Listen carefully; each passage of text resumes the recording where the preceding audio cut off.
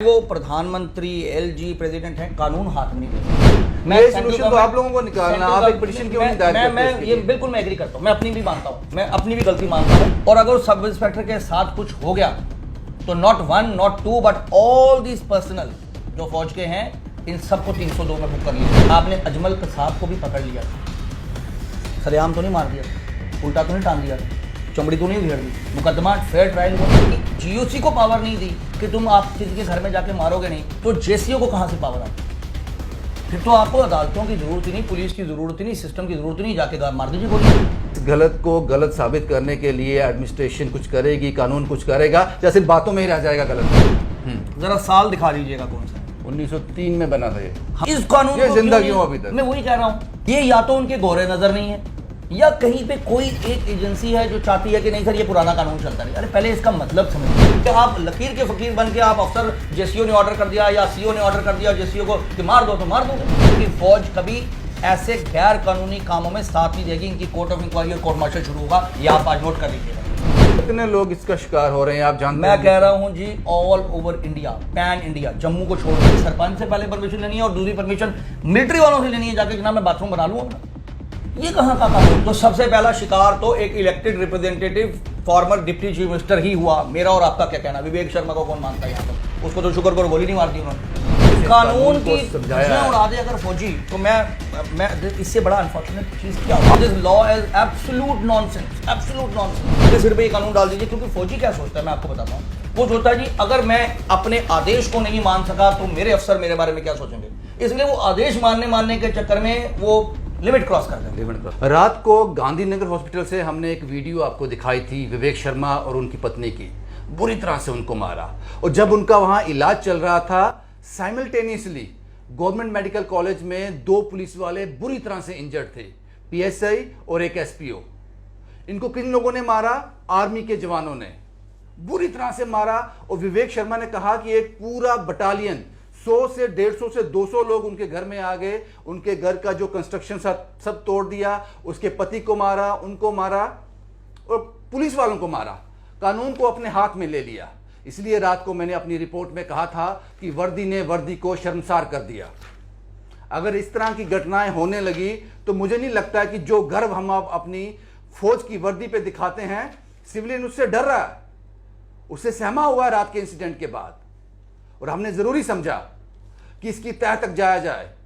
आखिर क्या चीजें हैं जो एक आर्मी जवान को, एक इतने बड़े इंस्टीट्यूशन को, मजबूर हो गया वो इंस्टीट्यूशन कि कानून अपने हाथ में ले लिया उसने? बड़े सवाल थे।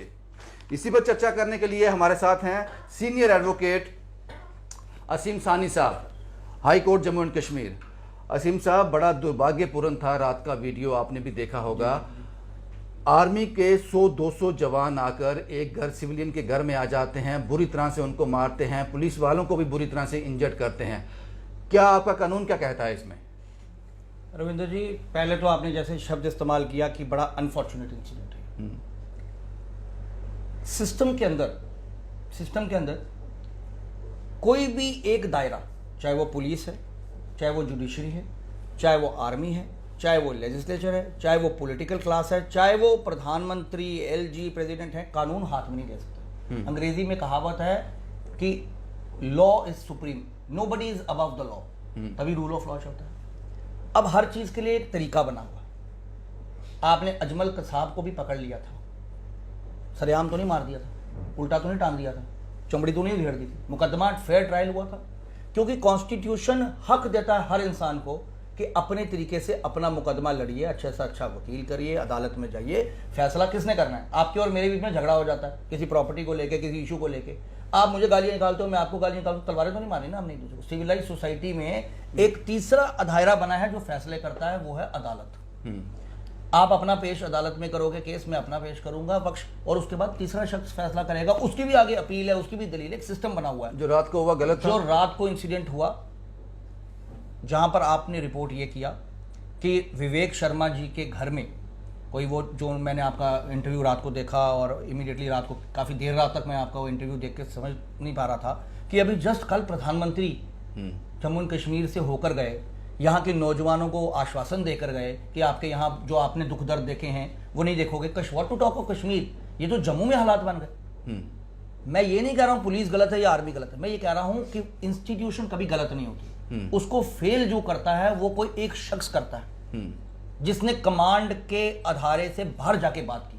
कमांड क्या मतलब होता है? कानून। कानून ने जब किसी जीओसी को पावर नहीं दी कि तुम आप किसी के घर में जाके मारोगे नहीं, तो जेसीओ को कहां से पावर आ गई?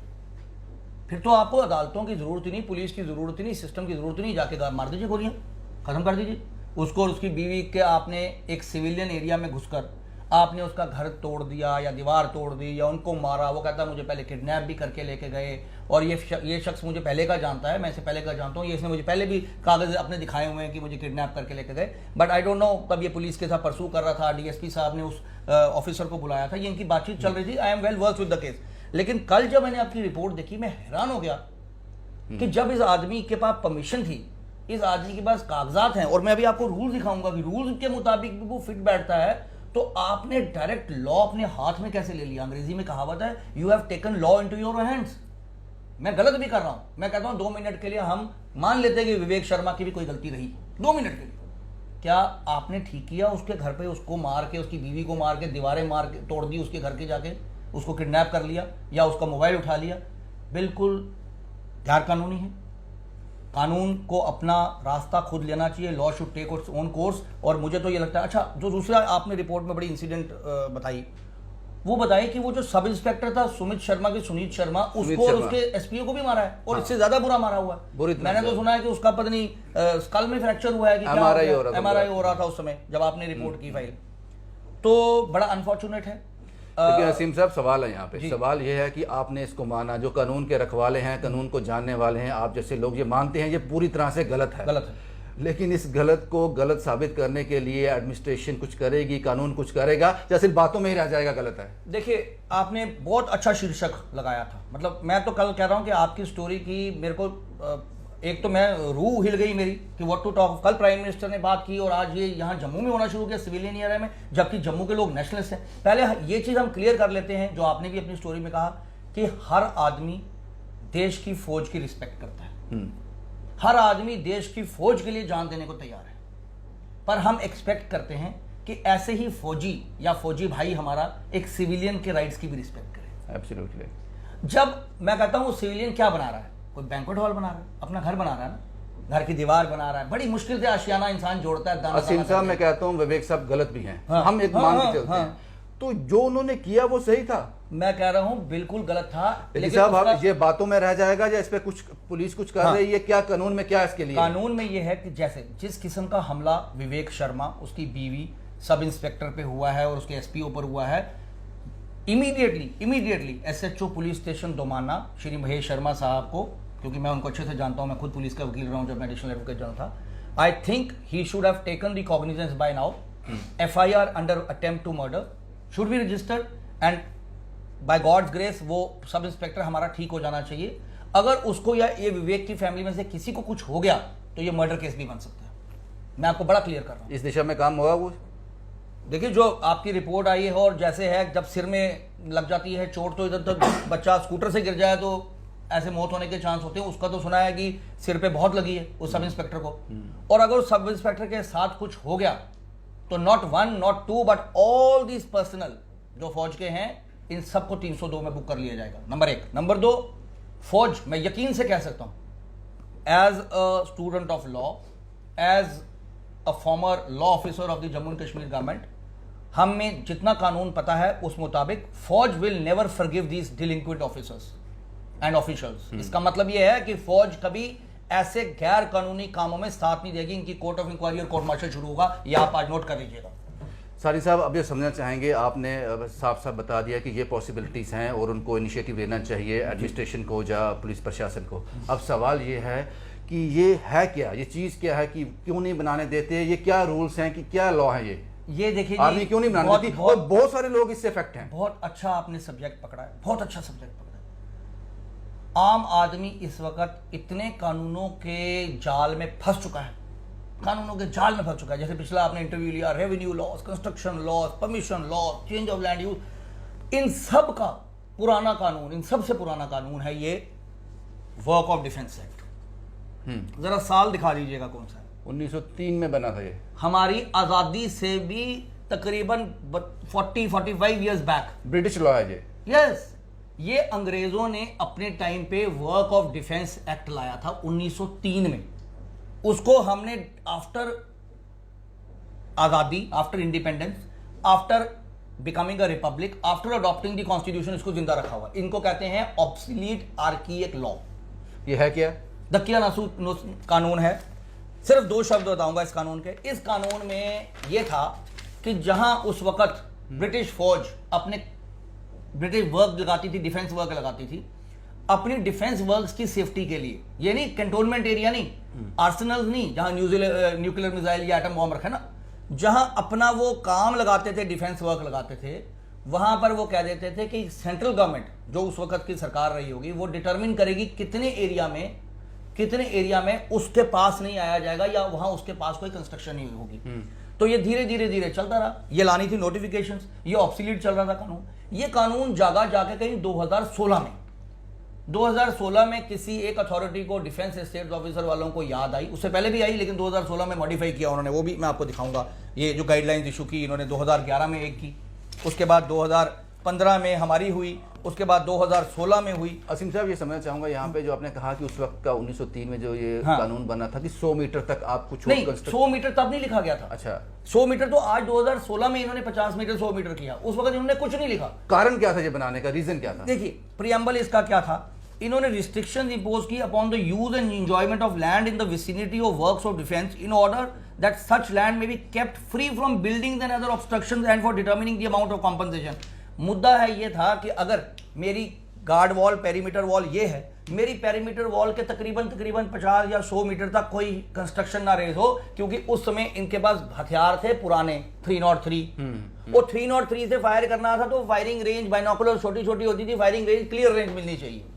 क्योंकि आपको पता था तब आजादी की लड़ाई चल रही थी, इनको ये खतरा था कि हमारे कोई कंटोनमेंट एरिया में या हमारे रेंज में न रहे। नहीं, उस वक्त आजादी की लड़ाई में वो ऐसा था जैसे सुभाष चंद्र बोस जैसे लोग थे, जैसे हमारे ऐसे फ्रीडम फाइटर्स थे जो कि बिलीव करते थे कि आजादी तभी मिलेगी जब इन पे हमला किया जाए, जब इन पे बॉम्ब फेंका जाए। ठीक है ना? तो वो ये सोचते थे कि कोई अगर फ्रीडम फाइटर, जिसको वो टर्म करते थे कि ये भाई लोग हथियार उठा रहे हैं या तो उनको अगर शूट करना है, क्योंकि उस वक्त टेररिज्म या दुश्मन देश की तो कोई बात ही नहीं थी, उनको शूट करने के लिए फायरिंग रेंज हमें क्लियर मिले। तो उन्होंने उसको काउच किया इन द वर्ड्स कि हमारे एक तो ऑब्स्ट्रक्शन कोई नहीं आनी चाहिए, दूसरा हम इसके बदले आपको मुआवजा देंगे। बड़ी ध्यान से समझिएगा, वर्ड यूज्ड इसके प्रियम्बल में, amount of compensation to be made on account of such imposition. यानी कि ये मेरी दीवार खत्म हो गई, मेरी दीवार के आगे रविंदर जी की जमीन शुरू हो गई, खेत है रविंदर जी के। रविंदर जी अपने खेत में कुल्लू बनाना चाहते हैं, शेड बनाना चाहते हैं, गाय या बकरी रखना चाहते हैं, गांव में ऐसे होता है। तो पहले तो वो बना नहीं सकते, 50 मीटर तक तो बिल्कुल बैन है। 50 मीटर के आगे अगर 100 मीटर तक बनाना है तो LMA, लोकल मिलिट्री अथॉरिटी की परमिशन लेनी है। वो परमिशन किसी को मिलती नहीं, यहाँ म्यूनसिपैलिटी से नहीं मिलती, इधर BDO से नहीं मिलती, सरपंच से नहीं मिलती, तो LMA से। LMA के एरिया में कौन घुसने देता है हम लोगों को? यहाँ पर मैं आपको अभी इंस्टेंसेस दिखाऊंगा यहाँ क्या हो रहा है। और वो आपने ऐसे कानून बना दिए, और सेंट्रल गवर्नमेंट में हैरान हूं, क्योंकि कानून हमेशा गवर्नमेंट का काम होता है, ये फौज या जुडिशरी का काम नहीं होता कानून बनाना। आपके सामने रोशनी के कानून आए, लोगों ने जमीनें खरीदी, बेची, बिल्डिंग के पैसे दे दिए, आज कोर्ट ने रद्द कर दिया उस कानून को। तो इस कानून को जिंदा क्यों अभी तक? मैं वही कह रहा हूं भाई, एटलीस्ट इस रिजीम में, जिस रिजीम ने 370 को खत्म कर दिया, 35A को खत्म कर दिया, पुराने लॉ सारे खत्म कर दिए, आते ही मोदी साहब ने कहा गेस्टेड ऑफिसर से अटेस्टेशन की जरूरत नहीं होगी, आप अपने सेल्फ अटेस्ट करके अपना फॉर्म भरिए। बच्चों को दिया ना इंसाफ, अनएम्प्लॉयड। ये या तो उनके गोरे नजर नहीं है, या कहीं पे कोई एक एजेंसी है जो चाहती है कि नहीं सर ये पुराना कानून चलता रहे। अरे पहले इसका मतलब समझिए, ये उस वक्त क्यों लाया गया था वो समझिए, आप नया कानून लाइए। कितने लोग इसका शिकार हो रहे हैं आप जानते हैं? मैं कह रहा हूं जी, all over India, pan India, Jammu को छोड़ दीजिए, श्रीनगर को छोड़ दीजिए, आप पंजाब को छोड़ दीजिए, ऑल ओवर इंडिया। मैं जितना स्टडी किया है मैंने इस केस को, क्योंकि मैं पीछे से काफी देर से इस केस को, वर्क ऑफ डिफेंस एक्ट के रिलेटेड केसेस को स्टडी करता रहा हूं, ऑल ओवर इंडिया जजमेंट मुझे मिली है। जोधपुर में, दिल्ली हॉस्पिटल रोक दिया गया था, हॉस्पिटल नहीं बिल्डअप करने दिया गया, लोग अदालतों में गए, अदालतों ने परमिशन दी, इस किस्म का कानून बना दिया, क्योंकि कानून बड़ा अजीब सा है, ऑब्सोलीट कानून है। और यहां हो क्या रहा है, कॉम्पनसेशन मिलती नहीं है किसी को। मैंने जैसे एग्जांपल दिया कि रविंदर जी की जमीन है, अब रविंदर जी कहते हैं या तो भाई साहब मुझे मुआवजा दे दो, मेरी जमीन ले लो, मेरी जमीन में ही मुझे कहते हो कि बिल्डिंग नहीं बनानी। जैसे वो लेडी बड़ा अच्छा कह रही थी आपके इंटरव्यू में, उस लेडी ने कहा, विवेक जी की वाइफ ने, उसने कहा ये जमीन हमारी, कोई चोरी तो नहीं की, स्टेट लैंड तो नहीं है, हम अपनी जमीन में अपने घर में रहने के लिए, बच्चों के लिए पढ़ने के लिए या बाथरूम में जाने के लिए बाथरूम नहीं बना देते। वही बात आ गई कि government of India flagship programme लेकर आई है स्वच्छ भारत अभियान, आप बाथरूम बनाइए, आप गांव गांव में बाथरूम बनाइए, लेकिन बाथरूम बनाने के लिए अगर मुझे सरपंच से पहले परमिशन लेनी है और दूसरी परमिशन मिलिट्री वालों से लेनी है जाके, जनाब मैं बाथरूम बना लूँ अपना, ये कहाँ का कानून है? जब आप कॉम्प्लेक्सिटी कानून में इतनी ले आते हैं, कृष्णा अय्यर ने कहा है, when you don't understand the law, if the law does not prevail upon common sense, it is nonsense. I will term this law as absolute nonsense, absolute nonsense. ये इसीलिए नॉनसेंस है कि एक तो ये हमारी इलेक्टेड पार्लियामेंट ने नहीं बनाया, पार्लियामेंट के बनाए हुए कानून का मतलब होता है मेरा एमपी उसमें बोलने का हक रखेगा, मेरा वोट भी जाएगा, क्योंकि मैंने इलेक्ट किया, हम 1 लाख या 2 लाख लोगों ने इलेक्ट करके एक एमपी को भेजा। उस एमपी को पता है कि असीम सानी, रविंदर सिंह, विवेक शर्मा या कालूचाक या बड़ी ब्राह्मणा या नगरोटा के लोगों की क्या परेशानी है। अरे उस वक्त के ब्रिटिश लोगों को क्या पता था मेरी क्या परेशानी, आज मेरी परेशानी कौन रेस करेगा? पार्लियामेंट में जानी चाहिए थी। एब्सोल्युटली सीम साहब, इसके साथ एक सवाल और है कि जिस तरह से कल रात को जो इंसिडेंट हुआ कि आर्मी ने खुद ही एक्शन लिया, 100-150 लोग वहां पहुंच के दीवार गिरा दी, पुलिस वालों को मारा, विवेक की फैमिली को मारा और सब कानून पूरी तरह से अपने हाथ में ले लिया। ऐसे इंसिडेंट कहीं और जगह भी होते होंगे, जब कंस्ट्रक्शन होती होगी, आर्मी को उसमें ऑब्जेक्शन होता होगा, तो वो क्या प्रोसीजर फॉलो करते हैं? किया भी होगा, उन्होंने किया भी होगा। हाँ रविंदर जी, बड़ा अच्छा सवाल आपने पूछा। आप ज्यादा दूर ना जाइए, मैंने जैसे आपको इशारा दिया, आप deputy chief minister Nirmal Singh साहब के मकान से शुरू कर लीजिए। आपको पता है नगरोटा में एम्यूनिशन डिपो के पास वो भी अपनी जमीन खरीद के मकान बनाना चाहते थे, जिसका जेडीए के साथ भी डिस्प्यूट पड़ा है, उसका आर्मी के साथ भी डिस्प्यूट पड़ गया था। आर्मी ने कहा हमारा एम्यूनिशन डिपो नजदीक में, आप मकान मत बनाइए। एब्सोल्युटली, हमने कवर किया था उसको। ठीक है, तो सबसे पहला शिकार तो एक elected representative former deputy chief minister ही हुआ। मेरा और आपका क्या कहना, विवेक शर्मा को कौन मानता है यहाँ पर? उसको तो शुक्र करो गोली नहीं मार दी उन्होंने। फिर आपका एलजी साहब कहते हैं यहाँ ग्रोथ कीजिए, डेवलपमेंट कीजिए, मॉल्स बनाइए, हॉस्पिटल बनाइए। कैसे बनाइए? मैं आपको उंगलियों पे गिनवा सकता हूँ, ये फाइल में लाया हूँ आपके पढ़ने के लिए कि कितने लोगों के खिलाफ मुकदमे दायर किए आर्मी ने। आप देख सकते हैं, ये 14 नंबर से आगे ऊपर तक तो पुलिस वाले हैं, उसके आगे चीफ सेक्रेटरी साहब हैं। देख लीजिए, ये Adam commandant station headquarter Kaluchak ने मुकदमा शुरू किया जम्मू कश्मीर रियासत के अफसरों पर। Chief secretary, housing urban, SSP, JDA, ये प्राइवेट लोगों पे कर दिया। 14 नंबर से शुरू कीजिए, पढ़ना शुरू कीजिए। ये लक्की, मंजीत, सुशील, ईश्वर, हवलदार सतराम, सेम मैटर है। अरे सारा सेम मैटर है। 58 लोगों का तो एक केस है, ऐसे कई केस हैं जिसमें निर्मल सिंह साहब भी हैं, जिसमें वो जो सुंजुआ के पास मॉल बन रहा है एक नया, मॉल में करोड़ों रुपए के बैंक लोन्स लिए, उन लोगों ने इन्वेस्टमेंट की, वो जीरो हो गया है, मॉल वहीं खड़ा खंडर बन गया। मॉल के साथ एक बिल्डिंग बन रही है, वो खंडर हो गए। रेस्टोरेंट बन रहे हैं, खंडर हो गए। आप इस रोड से शुरू कर लीजिए, नगरोटा से सुंजुआ, सुंजुआ से कालूचक, बड़ी ब्राह्मणा, सांबा, आप जो मर्जी मिलिट्री स्टेशन पकड़ लीजिए, मिलिट्री स्टेशन दूर होगा। ये फीता पता नहीं मारते हैं या एयर रेंज लेते हैं, कहते हैं जी 100 मीटर की रेंज, वो 2016 की गाइडलाइंस के मुताबिक 100 मीटर की रेंज में हम कंस्ट्रक्शन कुछ नहीं करने देंगे। अच्छा, नहीं करने दो। आगे हर कानून की एक रेमेडी है, ये समझना बहुत जरूरी है। जैसे म्युनिसिपल कॉर्पोरेशन एक्ट में अगर मैंने म्युनिसिपैलिटी या बोका से परमिशन लिए बिना मकान बना दिया, तो क्या आगे रेमेडी है? वो मुझे नोटिस देंगे, नोटिस देने के बाद ऑर्डर पास करेंगे डिमोलिशन का। मैं डिमोलिश नहीं करूंगा तो वो आएंगे डिमोलिश करने, इसीलिए बुलडोजर आता है। इस कानून में क्या ऐसा कुछ है? इस कानून में रेमेडी है सिर्फ मुआवजा, उसके बाद डिमोलिशन। आप मुआवजा देते नहीं हो, ऑर्डर निकाल देते हो कि भाई विवेक शर्मा तुम इसके आगे में मत आना।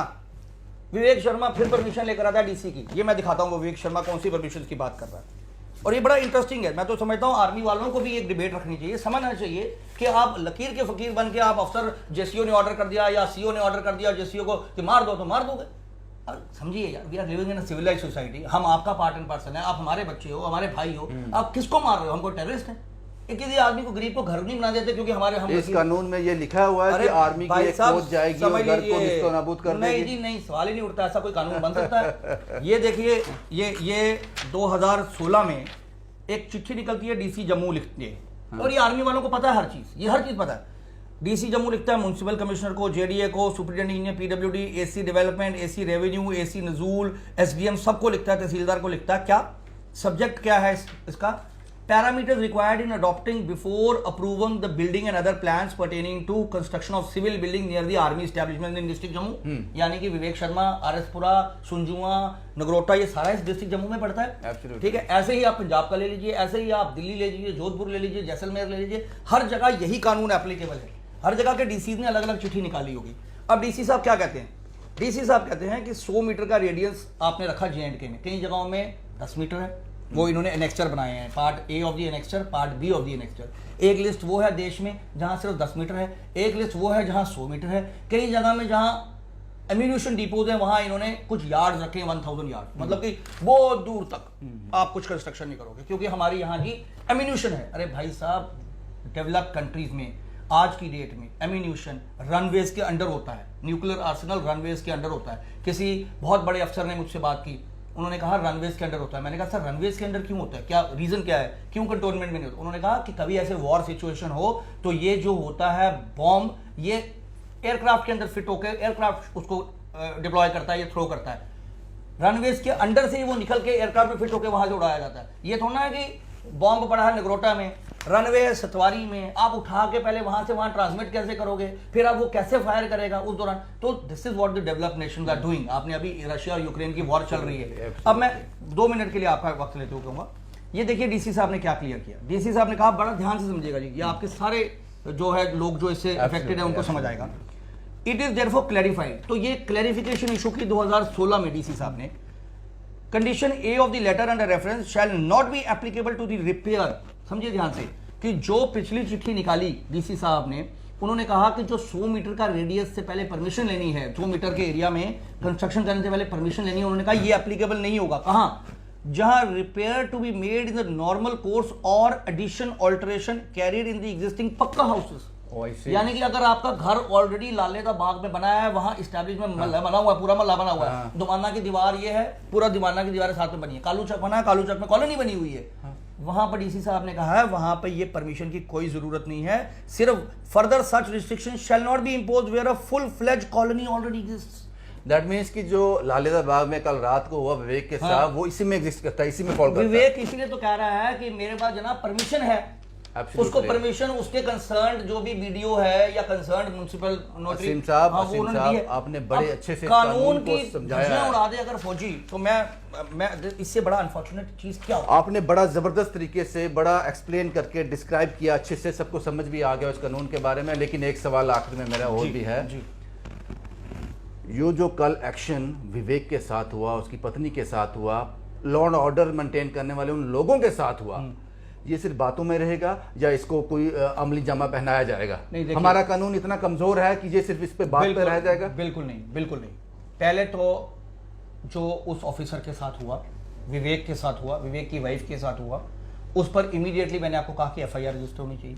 दूसरा, फौज को अपनी ड्यूटी समझ के इसमें कोर्ट ऑफ इंक्वायरी ऑर्डर कर देने चाहिए और उन अफसरों के खिलाफ और या उन जवानों के खिलाफ जो भी proceedings under the army rules, army act है, वो कर देनी चाहिए इनिशिएट। मुझे सब कुछ पता है ये मसले कैसे आर्मी डील करती है। आर्मी इन चीज़ों को एग्जैजरेट नहीं करती है, आर्मी फैलने नहीं देती, आर्मी नहीं चाहती ये मसले मुकदमे अदालतों में आए या इधर उधर आए। लेकिन उस ये कहते हुए मैं एक बात ज़रूर बताऊंगा, मैं हर उस आर्मी जवान और आर्मी अफसर के लिए बताऊंगा या उस आर्मी के सपोर्टर के लिए बताऊंगा, क्योंकि मैं भी सबसे बड़ा आर्मी का सपोर्टर हूं। मैं बिल्कुल आज यहाँ ये नहीं बोल रहा हूँ कि आर्मी ने गलत किया, मैं कह रहा हूँ कुछ लोगों ने गलत किया, मिस इंटरप्रेट करते हुए कानून को, या जिस अफसर ने ये ऑर्डर इशू किए गलत किए।